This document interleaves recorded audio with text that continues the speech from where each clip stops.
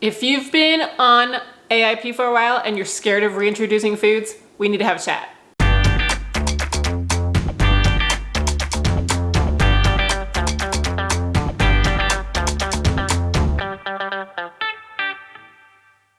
So if you haven't started AIP yet, or maybe are in the very beginning part, you may not understand this, but when you get to the part where you're going to start reintroducing foods, there is an actual fear that happens.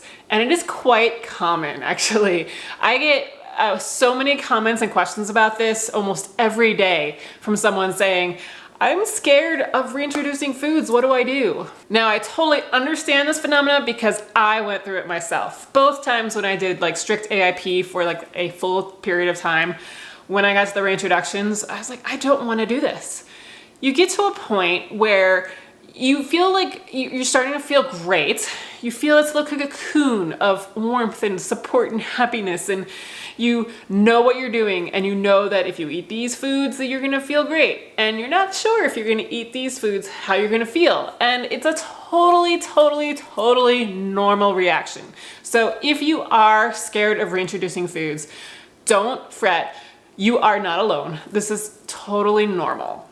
Now, the first thing I want to go over is whether or not you actually are ready for reintroductions, because I think that might play into the fear because you're not absolutely sure if you really should reintroduce foods or not. Now, the first thing is you don't want to go off necessarily of a timeline. I know a lot of people go into this saying like, okay, I'm going to do AIP, strict AIP for 30 days, and then I'm going to reintroduce foods. It's kind of a bad way of doing it because at 30 days, you may not have healed enough to really understand that if you reintroduce something, it is going to cause a reaction. Some people can do this for sure, but you really have to go more off of how you feel. I highly recommend, and I always recommend, that you put down somewhere all of your symptoms that you are experiencing when you first start AIP. Like right as you start or right before you start, you write down all of your symptoms, and then you go back and you kind of like look at that and see, have I gotten over most of these symptoms, or have they improved enough that if I start reintroducing foods, I will notice that black pepper makes me break out in a rash or gives me gas or any number of symptoms that can happen. If you just go by a timeline, you may be cheating yourself out a little bit of the actual understanding of how your body's going to react to these things. So you can do like a 60-day timeline. Just know that if you do that, I would do it in conjunction with the list of symptoms, just to make sure that you've gotten through a lot of these symptoms and that like you're going to continue to heal as you go through the reintroductions, as long as you don't react. So it's not like your healing's going to stop the day you start reintroductions. And so you can still have some symptoms, but you just need to have a marked improvement. And it's also important to like not stay in your little cocoon of elimination diet forever. Because it really, like, there are a lot of benefits to reintroducing foods. First of all, it expands the amount of food that you can have, like the variety of things. So like it will be so much easier to go out to restaurants, to go out with family and friends, to go over their houses, to travel, to buy processed foods once in a while. Like even things like lunch meats, you know, like just things that say spices or have black pepper in them or any of these kind of things. It kind of opens up a whole world for you, and it does really make life easier. You may not want to eat all of those things all the time, but at least gives you the option of eating those things at certain times, so that way you're not stuck in a cocoon your whole entire life.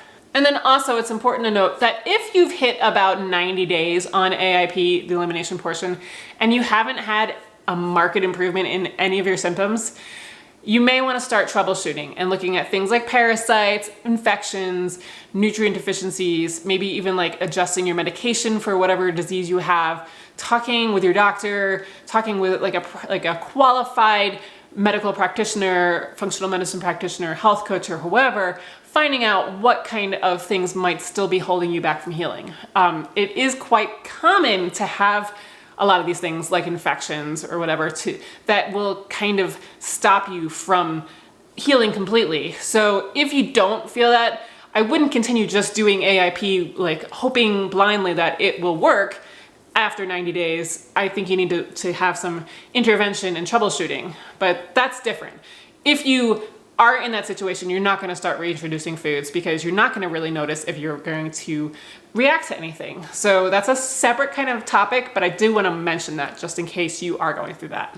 And then as for the actual fear of going through it, if you feel like you've had a marked improvement and you think it's time for reintroductions, but you are scared about it, take it slow. Like, you don't have to go like the whole shebang, like do all of the reintroductions all at once. Like, maybe try something like black pepper. It's usually pretty benign, doesn't cause that many issues with many people.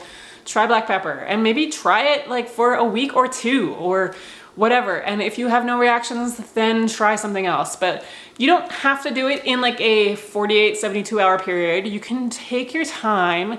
You can pick and choose from stage 1 ones that like maybe something that's gonna help you have an easier life, or something that you really just don't think you're gonna react to. Take it slow, you don't have to go fast.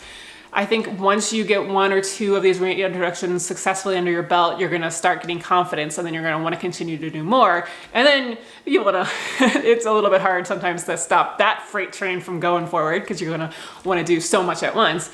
It's kind of funny how that goes, where you're like, I don't wanna do it, and then suddenly like, give me. But, you know, we'll cross that bridge when we come to that one. But just don't stop yourself from the fear is all I wanna say with that one. I also do think it's really helpful when you're doing reintroductions to keep a symptom journal, so that way you can mark down exactly what you ate and then notice any symptoms that you may have experienced, so that way you can tie it back to what you ate. Also try to keep things like your sleep and movement and any stressors or anything like that pretty consistent as much as you can, because they can affect you as well.